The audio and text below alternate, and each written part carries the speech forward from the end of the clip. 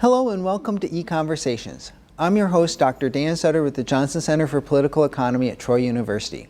We've been hearing a lot about the decline of American manufacturing for decades, and that we're becoming a nation based on a service economy. Politicians of both parties and many economic observers cite this decline. But is American manufacturing really in decline? Could it actually be true that America manufactures more goods today than we've ever done in our history? Joining me on EconVersations today to talk about the state of manufacturing in America is my colleague from the Johnson Center, Dr. Thomas Hogan, who challenged this decline story in a recent op-ed. Thomas, welcome back to the show. Thanks, Dan. It's a pleasure to be here. So we've certainly all heard this refrain many times that we see factories closing, the struggles of the auto industry or the steel industry and so forth, and so people have repeated this refrain so often that we've come to take it as granted that, or as an item of fact that we are seeing a decline in American manufacturing. But you took issue with this, right? Absolutely. I mean, I think that you are definitely right that most Americans think we've seen a huge decline in manufacturing, and that's something that is very commonly thought of, and it's weird to think that that might not be the case. And this op-ed that I wrote for USA Today is kind of framed around a speech that President Obama gave prior to the midterm elections, where he actually went to a steel plant and talked about the decline in manufacturing and lamented it and said, we need policies that are really going to try to turn this around.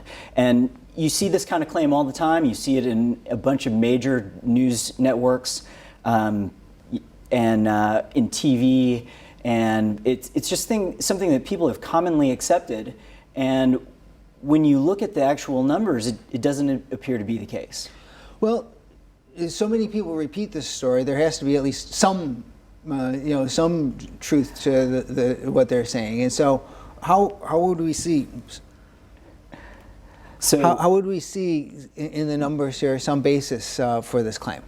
So, for one thing, people think about representative industries like the auto industry and think that it's been slightly overtaken by Japanese manufacturers and things like that. But one common claim that you see is people refer to the percentage of jobs in manufacturing in the United States. Mm-hmm. And I think it is correct to say that the percentage of jobs in manufacturing has gone down, but that doesn't necessarily mean that it's something bad, and it certainly doesn't mean that that manufacturing in general has been in decline, because there's been such tremendous growth throughout the rest of the U.S. economy. And so I think it's really misrepresenting what's going on in the economy to talk about the percentage of jobs in manufacturing being in decline. Mm-hmm.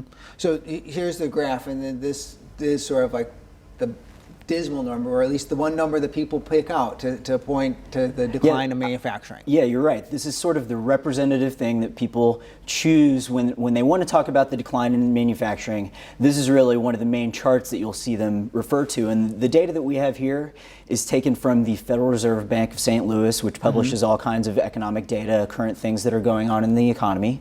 And what we see is the percentage of U.S. jobs that are in the manufacturing sector. And you may see at the top of this chart it says discontinued, because they stopped keeping this exact record in about 2011. They changed slightly the way that they're measuring it. But clearly we do see from the 1970s a big decline in the percentage of jobs in the U.S. economy that are in the manufacturing sector. Now, of course, this is just one number, and there are different numbers you can look at. And if you want to think about decline, you might think of a decline in employment like this, or the share of employment, I guess is what we really need to be careful about here, and think that, well, all of our factories must have been closed, they've all gone offshore. But that's not exactly true, is that? Right. People look at the employment percentage and say that means that manufacturing in general is in decline, and that connection is just not accurate, right? They look at not even the number of jobs, they look at the percentage of jobs and say that that's going down, and say that that's something really bad. But is the percentage of manufacturing jobs, is that what we mean by a decline in manufacturing? I mean, is that manufacturing? I think that that's not what most Americans would think of. If you say manufacturing, they would say stuff, right? I mean, in addition to the claim about jobs, what a lot of people will say is, they say, we just don't produce stuff in America anymore. We just don't make things like we used to. You know, that's something that you commonly hear all the time. You see it in TV, you hear people saying it, but that's just not true. Right. So if we look at the amount of stuff that we manufacture in the United States, it's been going up. It goes up almost every single year. We have a chart here from, again, data from the Federal Reserve Bank of St. Louis that looks at an index of industrial production, specifically in manufacturing. And we see that it keeps going up and up and up from the 1970s all the way through today. I mean, there is a slight decline before the recent recession, right, but you can see this huge peak in 2008-ish, where the United States at that time manufactured more stuff than ever. In fact, not only more stuff than ever, we manufactured more stuff than any country in the history of the world. More stuff than any country ever has ever produced. Does that sound like decline? It seems pretty weird to call that decline, that we were at that time producing more stuff than had ever been done, ever, in the world. In the history of the known universe, more stuff ever, and to call that decline seems very strange. So the factories haven't all closed, they haven't gone away, we're still manufacturing stuff. Now, I mean, one thing some people might look at is you show industrial production increasing over time, is that while our economy as a whole is a lot larger, we have more people, we have more, we're producing more stuff. Yeah, or you might say it's from something like inflation, or the prices of things, and so we count them differently or something like that. But that's not really true. It turns out that the manufacturing center as a percentage of the whole economy has been mostly constant going back to the 1970s. So the economy produces, you know, in the United States, we produce more and more stuff every year, both in terms of manufacturing and in terms of services and other things. And so it turns out that growth in the US manufacturing has basically kept up with growth in the entire economy. So when people talk about, well, we're not a manufacturing economy, we don't make stuff, we've moved into services, or we have a bunch of people in finance or being lawyers and they don't really produce stuff. Turns out that's not true. As a percentage, we produce just as much stuff today, or about as much, as we did in the 1970s. So it's really kept up. The amount of stuff that we make in the United States has kept up with the rest of the economy, where we make more and more stuff every single year.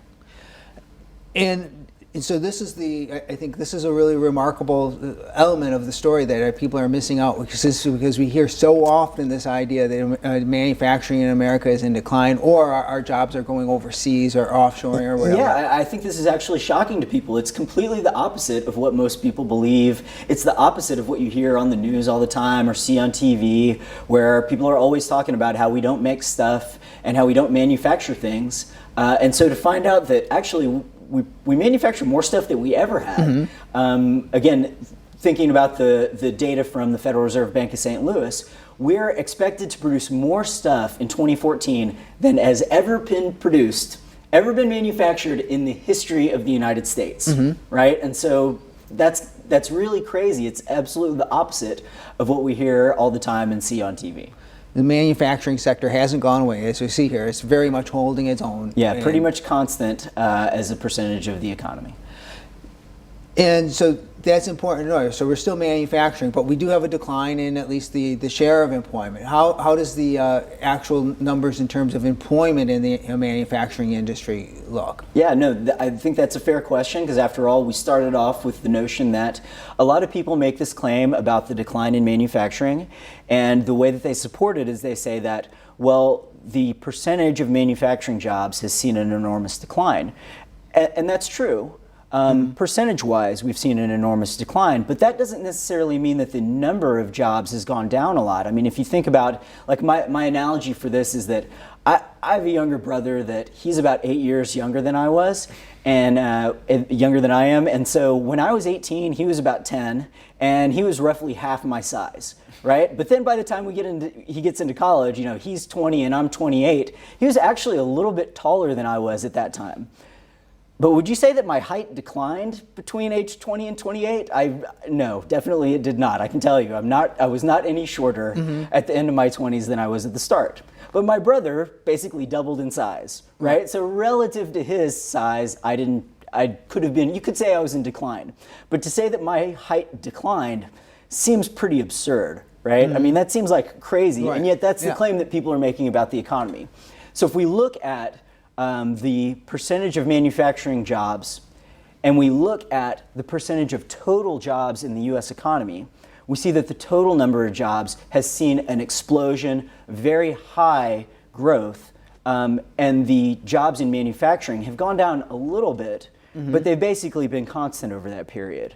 So again, we have another chart here from data from the Federal Reserve Bank of St. Louis that shows the total number of manufacturing jobs, that's the blue line at the bottom, has been pretty constant. I mean, we've seen a little bit of decline in there, it's true, but really what's happening here is a huge job growth in the other parts of the economy. So the blue line, the blue line is manufacturing, roughly the same.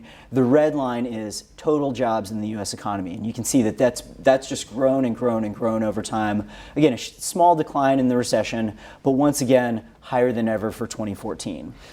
No, I mean, there has been, again, I guess whether that's a big decline in the blue number is sort of dwarfed by the growth in the overall or non-manufacturing jobs out there. It does turn out to be about $5 million reduction in the number of manufacturing jobs, and that's about 25% compared to the peak manufacturing employment. But certainly that's a lot less than like the big collapse in the share of manufacturing employment, manufacturing jobs as a percentage of the overall economy. Right. When you look at that, previous graph where it was the percentage of the economy, it looks like it's fallen by about 60%, and like you said, it's fallen by 25, 30%, something like that. But even as still, a total when we're number. looking at the number of workers here, we're producing as much stuff. In fact, a lot more stuff than we did before. As much stuff as relative to the economy. And so we're clearly still producing more manufactured goods than ever before. We're just doing it with fewer workers. Yeah, exactly. We've had a small decline in the number of workers in the manufacturing sector, but we've had a giant amount of growth in the amount of stuff that we're manufacturing and producing, right? And so the workers are producing more stuff than they ever had. Slightly lower number of workers producing more and more stuff. That seems like a pretty big advantage for the U.S. economy there. It means that those workers can move on, the small number of workers that have left the manufacturing sector can move on to other areas of the economy where they can be more productive. So, so coming back to the state of, like, say, the 5 million jobs that have been lost in the manufacturing sector, I mean, that seems like a really huge number, but some perspective is necessary to put that number, to make sense of that number, right? Right. So if we think about the number of jobs lost in the U.S. economy, so the number of jobs lost in manufacturing since the peak in the late 1970s has been about 7.5 million jobs, right? And so that seems like if you just say 7 million jobs, we've lost 7 million jobs, people think, man, that's a lot of jobs, right? But first of all, that's over 35 years, so that's a pretty long time to have lost that many jobs. And if we look at the U.S. economy, you may see on the news sometimes when they talk about job growth in the economy, they say, well, the U.S. gained about 200,000 jobs in a good month. That's what the U.S. does. We gain a net of about 200,000 jobs. And so, 200,000 jobs added a month, right? And how does that compare to 7.5 million lost over the 35 years in manufacturing? Well, it turns out that 200,000 jobs lost a month, that's only about 3 years that it takes to make up for all the 35 years worth of jobs lost in manufacturing. So it's just pretty tiny compared to the amount of jobs that we're creating in the U.S. economy. We're losing a small amount of manufacturing jobs, and we're gaining lots and lots of better, higher paying jobs. And so people moving out of manufacturing when they're moving into better jobs, that seems like a pretty good deal. It's even stronger, actually, if you look at the gross job creation. So another thing that I think is a little bit deceptive about the way that not deceptive, it's not intentionally done for the wrong reasons, but can be sometimes misleading about the way that we report jobs is, when I said a second ago, it's often reported that we create about 200,000 jobs per month. What's really happening there is the U.S. economy is creating about 5.2 million jobs but we're losing about 5 million. So about 5 million people leave their jobs. Some of them got fired, but a lot of them just decide they'll take better jobs and they move on to something else. So 5 million separations, and then 5.2 million new hires, right? And so that's an enormous number compared to the number of jobs that are lost in manufacturing. Again, over 35 years, we see about 7.5 million jobs leaving the manufacturing sector, but we have about 5 million, more than 5 million new jobs created every single month. And so we can think of like the total amount lost in manufacturing in 35 years is made up for in about 2 months worth of new job creation. And so we have another chart here where we're looking at this again is the number of new hires every month, where we see in a good month it's around 5 million. We're currently right around 5 million. We see a decline in the recent recession. But even in the depths of the recession, the worst months were still over 3.6 million per month. So, 2 months worth of job creation, even in the worst period of the recession, roughly makes up for all of the jobs lost in the last 35 years worth of manufacturing. Okay, so in the giant dynamic US economy, the amount of jobs that's been lost in manufacturing is just tiny compared to the amount of new and better paying jobs that we're creating every month in the United States. Yeah, so again, it wouldn't be hard in an economy as dynamic and changing and growing as our economy to have found new jobs for those 5 to 7 million lost manufacturing jobs. Yeah, absolutely. In fact, there's a recent study from the Federal Reserve Bank of Atlanta that looks at people in different sectors of the economy, and they generalize it in the main findings as high skilled, middle skilled, and low skilled, and a lot of the manufacturing jobs fall into the middle skilled area. And what they find is there has been a decline in the last 20 years in the middle skilled jobs, but it's mostly been people moving into higher skilled jobs. And so they look at people that lose a job, whether again it's either from leaving the job or being fired. Those people after a year on average have a high skilled job rather than a middle skilled job. And so people that leave the manufacturing sector, they don't usually just go into the same kind of job, or you may have heard in the recession that we're creating lots of McDonald's jobs and low-skilled jobs and that kind of thing. On average, most people that leave a middle-skilled job move into a higher-skilled job within a year. And so even the fact that we're having lots of separations, it's like you said, that we're creating lots of new and better jobs, that these people that leave the manufacturing sector, they move into something better. So really, in some ways, when it comes to manufacturing, we haven't lost our manufacturing sector. It's still there. It's vibrant. It's producing more stuff than ever before. But if you want to think in terms of automobiles, I mean, what we've moved from is assembly lines where we had lots of people working to these assembly lines now where we've got largely robots and machines building our cars for us.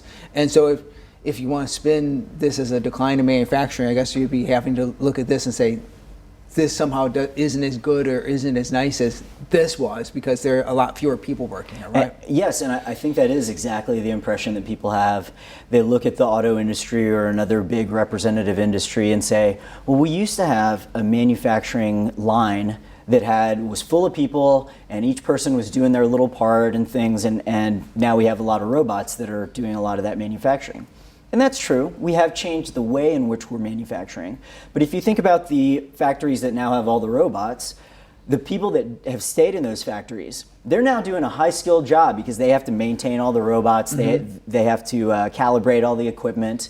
And so those people are making a lot more money than they used to be doing, right? They're having better jobs than they had before. And it hasn't been a huge number of people that have left that sector. We see a lot of people, I mean, again, the amount of jobs that has left the manufacturing sector, the absolute number of jobs is lower, but the people that are in that sector are doing better than they were before.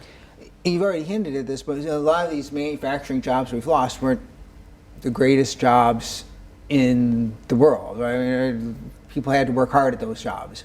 Yeah, and they were dangerous a lot of times too. Working on the manufacturing assembly plant, like on the line where there's stuff coming through all the time, and you have all these stories of people getting hurt on the job and losing fingers or hands, or a much higher likelihood that you would get injured and end up leaving your job because of that. And so that doesn't really happen anymore. Another thing is that we we think of those big representative industries like auto manufacturing, and we think that that's largely gone away because we see a decline in Detroit auto manufacturing and a lot of the big US automakers. But the fact is, those jobs have really just moved to other parts of the country, right? So we see a lot more manufacturing in the South than we used to have. We see a lot more stuff in tech manufacturing in Silicon Valley. We see a lot of both tech and oil industry type of growth going on in Texas right now. And so a lot of those areas have just moved to other parts of the country where it's not as representative. We don't have one big steel or auto manufacturing area. We've got things that are kind of spread all over. And so that's something that it's not as obvious because you can't look at it and see it the same way that you could big auto production that's all coming out of Michigan or someplace like that. Right, and so it is a little bit weird for people to think about. I think it's another reason why we have this sort of misperception of the decline in manufacturing when that really hasn't been what we've seen. Our growth in productivity in manufacturing has really helped keep costs down as well, right? And that's contributed to our well-being. So we're better. Average Americans who've never worked in manufacturing are still better off by what's been going on there. Yeah, I mean, it really kind of benefits everyone. So like you said, the manufacturing has gotten cheaper, the workers have gotten more productive, and that means it's better for American consumers because they can buy things and they have a better standard of living than they had before because they get to buy a lot of stuff that's cheaper and a lot of times it's better, right? It's also better for the people working at the factories because they're getting paid more because they're doing a harder job that involves machinery and computers and other things. So their wages have gone up. And even the people that have left the manufacturing sector, they've moved into mostly better jobs on average. And so it seems like a win-win-win. Everyone is doing better, the consumers, the people that are still in manufacturing, and they've moved on. But let me make one other point about that. You said this before, and I think it's something that we really shouldn't overlook, and that is that these workers, when you say an increase in productivity, what you mean is these workers are making more even though we have fewer workers in that area. So each individual worker is producing a lot more. Some people might look at that and say, well, it means we have less jobs in that sector, okay? But that's not what's really important. That's a good thing because it means people can move on to other industries where they're needed more and they get paid a little bit more. And that's something that's counterintuitive for a lot of economists, because a lot of non-economists, because people just look at the number of jobs and they think that's really important, right? People are surprised when I say, no, it's actually a good thing. It's a good thing that we have fewer workers and more production. And here's kind of the way that I frame it. Working less and making more is something that we should all want. I mean, if you told me, hey, you could be working less and making more, I would say absolutely. That's what I want to do. Should we call that decline? It seems really curious to call working less and making more decline. I mean, if working less and making more is decline, then I want to be in decline, right? I'm sure you want to be in decline. We should want every industry to be in decline if people are working less and making more, right? And so it's really curious. It's strange in a way for people to call that decline. But there is, I mean, I think one of the, it's an issue we've been talking about, we were just talking about, and that is, when you see so many people who used to be employed in manufacturing, manufacturing was 25% of the, providing 25% of the jobs, people just, especially non-economists, are skeptical about where are the new jobs going to come from. Okay.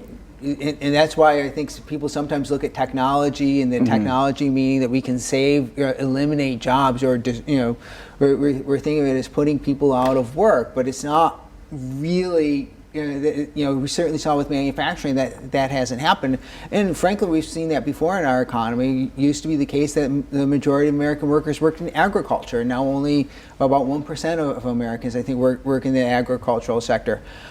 But this is an enduring issue with regard to productivity and technology, and coming up with machines or now computers or artificial intelligence that could do the jobs that people have been doing for many years. We just wonder, like, what are we going to do? Yeah, and this is a long and ongoing debate between economists and the general public, and even within the economics profession. So if you think back to the past where we had people like Malthus predicting that we were going to run out of food someday, and it turned out that didn't happen because we started producing more food. And like you said, in the United States, we now produce more food than we ever have ever, despite the fact that we have fewer farmers. People also said, well, we're going to run out of coal when, in the early days of the Industrial Revolution. Well, it turned out we didn't run out of coal. Instead, what we did was we found other sources of energy. At one time, people were worried that we were going to run out of whale oil because we were overfishing the whales. Turns out we found another source of oil. And so we keep progressing and finding new technology that allows us to continue and even improve our lifestyle, despite that we have less of some of the resources that we had before. On the other hand, we had some economists saying the exact opposite. So famously, the famous economist John Maynard Keynes predicted at one time, his theory of the leisure class was that we're going to have so much technology that no one's going to work anymore. And we're all going to work just a couple hours a day, and then we're going to lounge around, and the big problem will be, how do we spend our time? Well, that didn't happen either, right? Mm-hmm. Because it turns out that people like having new stuff. We like having new iPads. We like having new technology. And so we keep working hard so that we can afford these new things that we love and produce new things that Americans can enjoy. And this really gets down to this issue of scarcity. I think that underlies why many economists end up being so confident that somehow, eventually, manufacturing wasn't a fluke, agriculture wasn't a fluke. Even if artificial intelligence eliminates a lot of the jobs we currently do, it's not going to lead to disaster. Because although even some contemporary economists like Tyler Cowen from George Mason University have certainly see some ambivalent sides or dark sides of possible new technologies. I mean, there's always scarcity. We live in a world of scarcity. As you said, there's always something else we want to have, right? And as we free up workers, we can address those needs. Yeah, that's absolutely true. And the one resource that we won't run out of is human innovation. Mm-hmm. So we need to keep allowing people to create new things, and we need to not have regulations that prevent them from creating new things. Which is one last thing to touch on as we wind up here. Some people point to, well, maybe it's not like the absolute decline of American manufacturing, but it could be the decline of American manufacturing relative to the rest of the world, or China specifically. What do the numbers show with regard to our production relative to China? You are absolutely correct. One of the other things that people say is they're stealing our jobs, right? The Chinese are taking all of our jobs, and that we should be afraid of that. But like we said before, we shouldn't be thinking about the absolute number of jobs. It's okay if China takes the jobs that we don't want. If they take the low-paying jobs and we keep creating more higher-paying jobs, then that's something that we should want, right? Absolutely. But even if we look at the amount of production that's going on in the United States versus China, again, people think we don't produce stuff in the United States, it all gets made in China. That's not true. We have a chart here that shows manufacturing production in the United States and China. This is from data from the United Nations that shows the United States is still the #1 manufacturer in the world as of 2012. Now, there's a little bit of debate about this. The World Bank showed that that China has recently surpassed the United States, and some previous data from the United Nations showed that as well, and then they revised the figures. So it's a little bit of debate. But even if China does produce more stuff than we do, so what, right? If we're still producing more and more stuff every year, that's nothing but good for the United States, and we should want them to take the jobs that we don't want, so as long as we keep creating more better jobs in the United States. And I guess here, one last figure to show that even relative to world manufacture, we're still holding our own, right? Yeah. So the amount of production, the United States basically still produces the same percentage of stuff that we always have in history. That really hasn't changed very much. It's declined slightly as a percentage because China's doing so well. And we shouldn't worry about that, because the better China does, the more stuff they're going to buy from us too. Right. Their success isn't going to mean failure for us. It's better for us. Thank you very much, Thomas. I think you enjoyed this conversation. And thank you for joining us. Join us again next time for another EconVersations.